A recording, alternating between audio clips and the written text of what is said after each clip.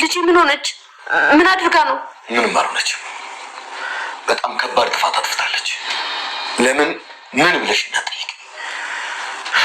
ለመጨረሻ ጊዜ እንድትስተካከል አድርጌ እቀጣታለሁ እኮ። ምን አጥፍታ ነው? ይኸውልሽ ማለቴ እኔን ታምኚኛለሽ አይደለም? ይኸውልሽ ማንም ሰው ወደ በሯ እንዳይጠጋ፣ ማንም ሰው ሄዶ እንዳይናገራት ብቻዋን ነው። አውደሬ ለአንተ ብዬ ከዛሬ ነገ ነገሮች ይስተካከላሉ ብዬ ነው እንጂ ቤቴ ውስጥ የሆነ ነገር እንደተፈጠረ ከተረዳው ቆይቻለሁ። እንግዲህ ወታደርም ሸሽቶ መሸሻ ሲያጣ አንዲት ጥይት እስክትቀረው ድረስ ተዋግቶ በዛች እንደ ጥይት ወይ ያሸንፋል ወይ ደግሞ የራሱን ስቃይ ያሰጣል። ቆይ ምንድን ነው ይሄን ያክል የሚያስጨንቅ ደሬ? ከመቼ ጀምሮ ነው ከኔ ነገር መደበቅ የጀመርከው? ምንድን ነው የተፈጠረው?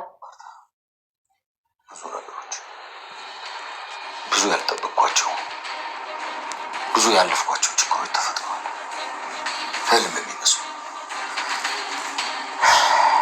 የተጻፉ የፊልም ስክሪፕት፣ ልብ ወለድ፣ ድርሰት የሚመስሉ ችግሮች፣ አስቸጋሪ ችግሮች ተፈጥረዋል። ህልም የሚመስሉ በነቃውና እውነት ባልሆኑ የምላቸው አስቸጋሪ ችግሮች ተፈጥረዋል። እባክህን አታስጨንቀኝ ማርታ። እኔ በቃኝ። እንግዲህ አንቺ ፋንታ ነው ከዚህ በኋላ ሁሉንም ነገር ታውቂያለሽ እኮ። እሺ ንገረኛ። ምንድን ነው? በቃ ንገረኝ። ችግር ሲያሳድሩት እንደ መጣረም እየበዛና በየቀኑ እየተፈለፈለ ሲሄድ ባይኔ ያዩ። እሺ ደሬ፣ ምንም ይሁን እባክህ ንገረኝ። ቆይ እኔ እናንተ መካከል የተፈጠረ የማንፈታው ምን አይነት ነገር ቢሆን ነው? ግድ የለም ንገረኝ። ምንድን ነው የተፈጠረው? ይህን ያክል ጊዜ የታመምክበት ነገር ምንድን ነው? ለምንም ነገር ተዘጋጅ። ፀሐይ በምዕራብ ልትወጣ እንደምትችል፣ ውሃም ወደ ላይ ሊፈስ እንደሚችል፣ እሳትም እንደ በረዶ ሊቀዘቅዝ እንደሚችል፣ አንበሳም አድኖ የያዛትን ሚዳቆ አዝኖ ሊተዋት እንደሚችል ብላ በተደጋጋሚ እየለመነችው ነበር። እሱም እነግርሻለሁ፣ ነገር ግን መረጋጋት አለብሽ በማለት ይነግራታል። ግን እባክህ ንገረኝ እያለችው በተደጋጋሚ ስጠይቁ ምን እንደተፈጠረ፣ ቤቴ ውስጥ ነገር እንደተፈጠረ ገብቶኛል፣ ግን ምንድን የተፈጠረ ንገረኝ ስትለው ነበር። እናም እሱም እንደምነግራት እየነገራት ነበር። ከዚህ በኋላ ምንም ድብቆሽ መጫወት አንችልም እያላት ነበር። እሺ ገዛኝ እባክህ ንገረኝ ምንድን የተፈጠረ ብሎ ይጠይቃታል። እናም እሷም ለመናገር እየከበዳት ነበር እና የተፈጠረውን ነገር ብቻ ንገረኝ ብሎ እየለመናት ነበር። እና ናታን እየተፈጠረ ያለው ነገር እጅግ በጣም አስፈርቶኛል በማለት ትነግራታለች። እና ምንም አይፈጠርም ብላትም ነገር ግን እጅግ በጣም እንደፈራችና እንደተጨነቀችውም ጭምር እየነገራት ነበር። እና ምንም ቢፈጠር ሁሉም ከጎኗ እንደሆነና ምንም መፍራት እንደሌለባትም እየነገራት ነበር። ነገር ግን እጅግ በጣም ፈርታ ነበር።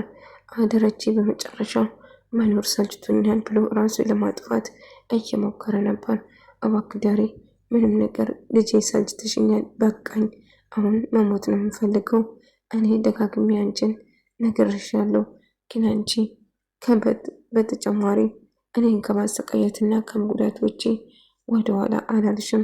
ስለዚህ ምን ማድረግ ይችላለሁ ብላ እያለቀሰች ነበር።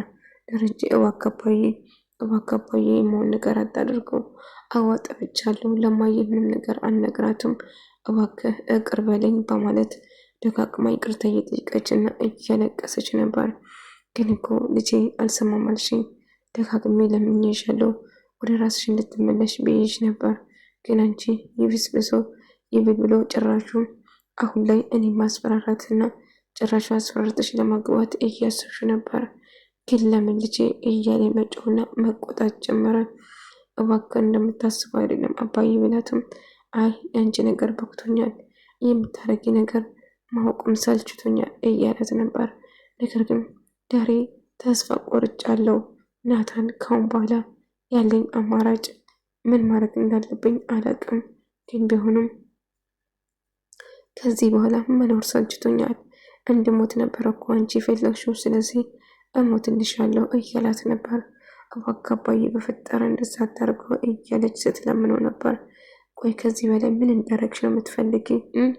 ምን ብዬሽ ነበር? በጣም ደጋግሜ ለመንኩሽ፣ ግን አንቺ ምንድን ነው ያደረግሽው? ነግሬሽ ነበር ቤተሰብሽን፣ ህይወትሽን፣ ትዳርሽን አታፍርሽ ብዬሽ ነበር። አንቺ ግን ጭራሽ እኔን አስፈራርተሽ ለማግባት አሰብሽ። አሁን ላይ እየተፈጠረ ያለው ነገር ምንም አላውቅም፣ ግን ገባሽ አይደለም? እናትሽም አባትሽን ልታጭ ትችያለሽ።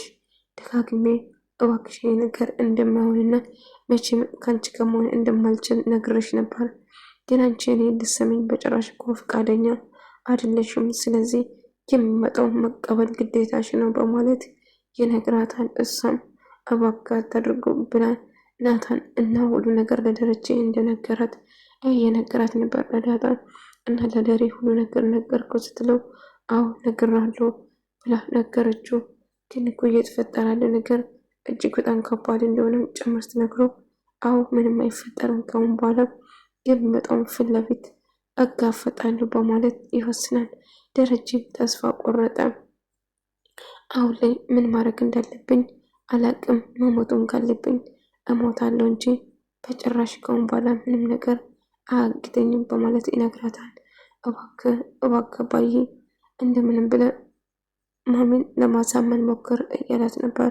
እና ልጄ በቃ ትጨነቅ፣ እስካሁን አንተንም ችግር ውስጥ ስላስገባው እባክህ ይቅር በለኝ ይለዋል። እሷም ምንም ነገር እንደማይፈጠርና ይቅር እንዳለው ጭምር ስነግረው ነበር።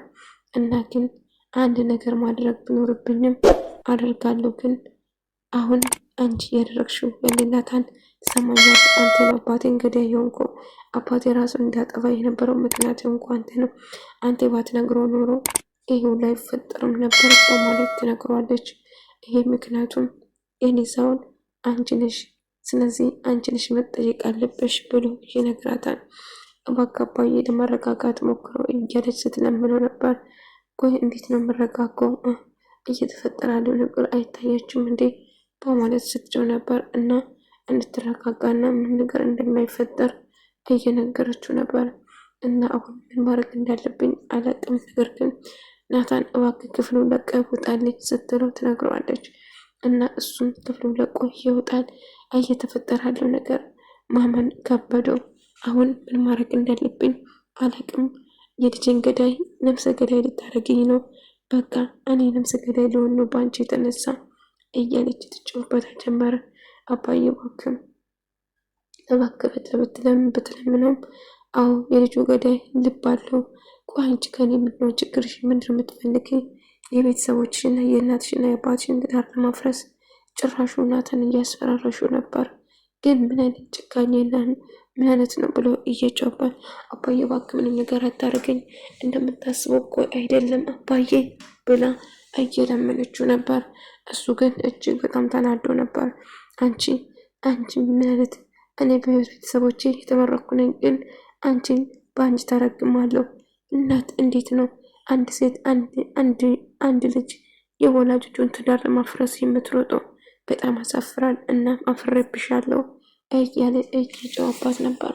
እሷም ግን አባዬ እባክህ ይቅር በለኝ አጠፍቻለሁ ብላ ብትለምነውም ደረጀ ግን እጅግ በጣም ተናዶ ነበር።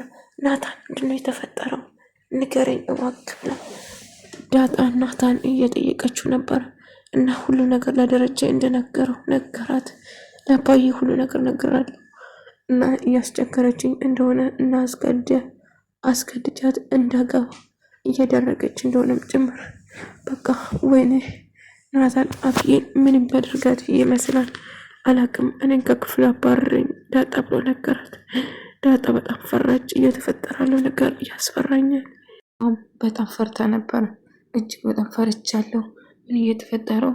ቤቱ እኮ እዛ ልገይ ነው አባዬ በቃ ልጨርሰን ነው እያለች መንጫው ጀመረች።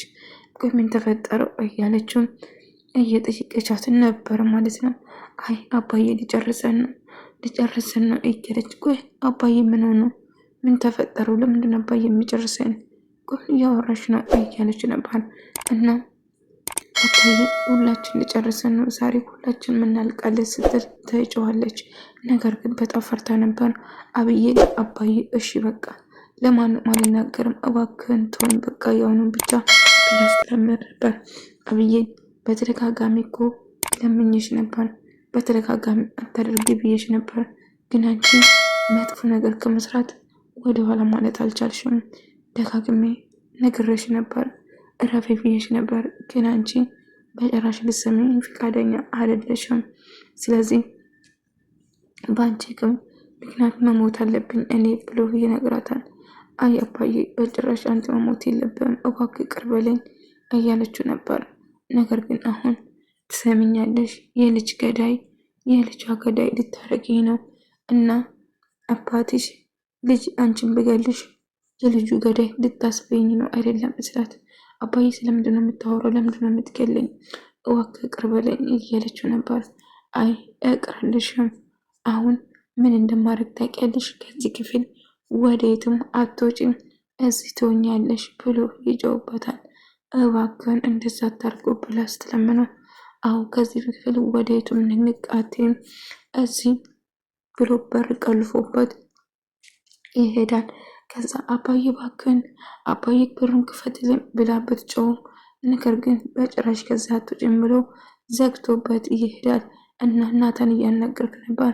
ናታን እኔ አንተን ቀና ብዬ ማየት ራሱ ከብዶኛል እያለ ስነግረው ነበር እና በጣም ተጨንቆ ነበር።